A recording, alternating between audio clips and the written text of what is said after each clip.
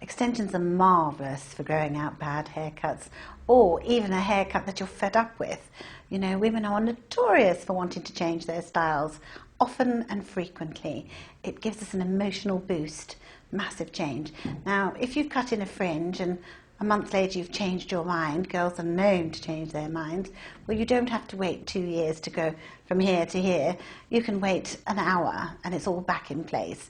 So that's a fabulous thing that hair extensions are marvellous for.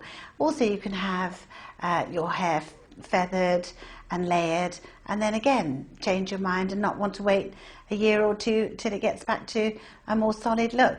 Strip down to the extension specialists and you're done and dusted. Right, with this case study, as you can see, her hair's layered quite heavily and feathered at the sides. So we will be bringing hair extensions down the sides to drop the lengths back in, and we will lengthen the lower part of her hair in the nape, and we'll fill in where the feathers and layers are around the occipital bone and in the middle, and we'll drop it down to more of a one length long bob. In order to achieve the look that we're after, we're going to blend up lots and lots of different hairs to get the colour that we're looking at. Hair does look as though it's one colour, but if you study it closely, it's probably got a myriad of colours, so we'll use several of these to get the colours right. And now we're going to section the hair, lifting the top part of the hair up to the crown of the head and exposing the lower nape levels, and we'll start to place in some connections very closely together and very small ones. It's important to get the sizes correct. It's all about weights and measures for connections.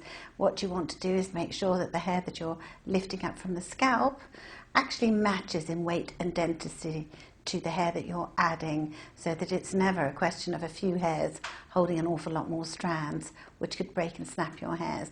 This way, you're adding the weight that your hair would be if it was much, much longer.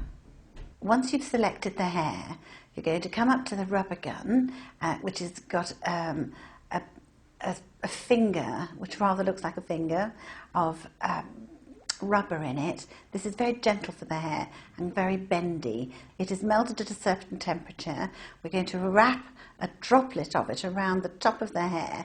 We're going to place that into the hair on top of a piece of silicone, and that's going to press in rather like honey or syrup on all the hairs, and then we're going to rub and roll it, forming what looks like a tiny little droplet of rice.